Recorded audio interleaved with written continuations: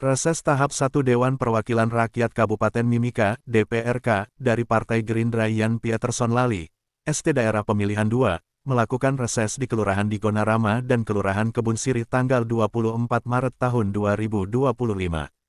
Hadir saat kegiatan itu mewakili Kepala Kelurahan Digonarama Kepala Seksi Yanti, Babinsa Digonarama Eli Surusiai mewakili Dandim 1710 Mimika, puluhan Ketua RT, RW, tokoh masyarakat, tokoh perempuan, tokoh pemuda, dan warga yang hadir.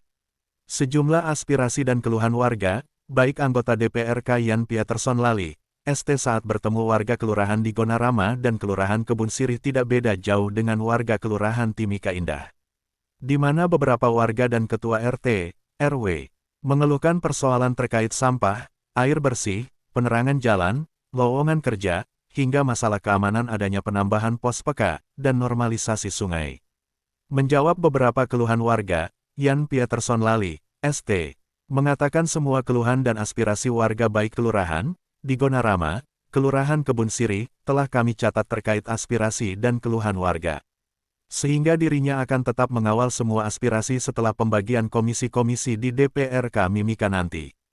Kita sudah dengar semua keluhan dan ada beberapa masukan juga saran, sehingga semua kita tampung, kita akan lanjutkan ketika nanti sudah terbentuknya komisi-komisi di DPR, tegas Lali. Persoalan tenaga kerja nampak masih menjadi keluhan utama warga yang tidak pernah surut, di antaranya kesempatan mendapatkan pekerjaan baik di pemerintahan dan juga perusahaan swasta yang ada di kota Timika. Sehingga Pieterson Lali mengatakan persoalan tenaga kerja merupakan persoalan besar yang harus dikawal DPRK melalui peraturan daerah khusus Perdasus tentang tenaga kerja. Kita akan kawal terkait peraturan khusus tenaga kerja, semoga 5 tahun ini kita bisa perjuangkan hal tersebut, tegasnya Pieterson Lali. Menurut Lali, Perdasus nantinya akan mengatur tentang tenaga kerja ini diperketat. Menurutnya yang berhak mendapatkan kesempatan bekerja harus merupakan penduduk asli Mimika di atas 5 tahun menetap. Kita akan perketat soal tenaga kerja ke depannya, sehingga yang bisa bekerja tidak lagi orang datang dari luar Timika langsung masuk kerja pakai ID card visitor, tetapi harus menetap selama 5 tahun menjadi warga tetap di Mimika, tegas Pieterson Lali.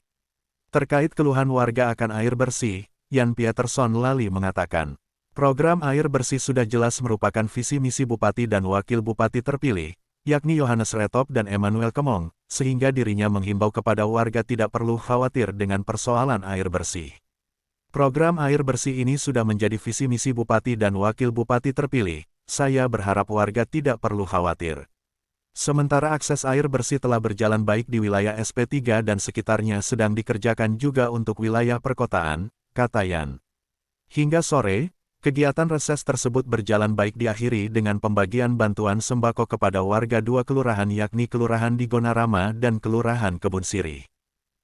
Kebetulan perlu saya informasikan sekarang, kami ini semuanya kan sambil tunggu pelantikan bupati, kami belum bentuk komisi. Dan ini ranahnya pada saat ini kita terbentuk komisi, kita akan lihat apakah sosial itu. Kalau dulu kakak dong semua, mau bapak dong semua cuma hanya tahu komisi cuma ABC, sekarang ini tidak lagi karena ada jalur otsus. Kita sudah ada 4 komisi. Jadi komisi 1, 2, 3, 4. Kenapa?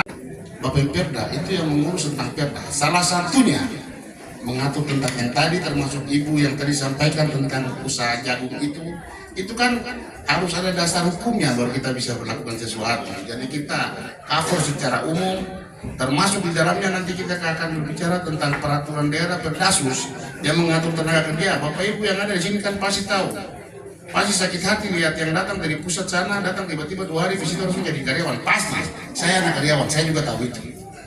Makanya kemungkinan dalam hukum Perda itu, nanti kita akan batasi mudah-mudahan Perda sus ini akan jadi. Jadi kita akan lebih fokus 5 tahun KTP di Timika baru dia masuk ke perusahaan. Ya. Itu yang saya sempat, kita dan teman-teman semua sudah sepakat, yang kita dahulukan itu dulu. Yang mau, jangankan orang di sebelah rumah, kita dalam rumah saja banyak yang pengangguran. Itu fakta.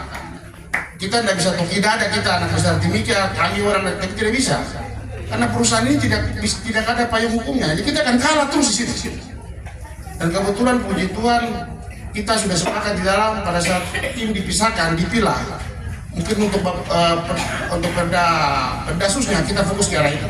Kita kawal dulu supaya jangan terlalu banyak kontraktor omong kosong ini main kanan kiri. Nah, itu kurang lebih seperti begitu. Sudah pernah menyampaikan, dan ini bukan tidak ada. Dia baru sampai dari arah sana. Dia belum masuk ke Miru. Begitu. Di SP sudah rasa. Ada, dan kemungkinan ini kan Bapak Bupati terpilih yang besok akan dilantik di Nabire.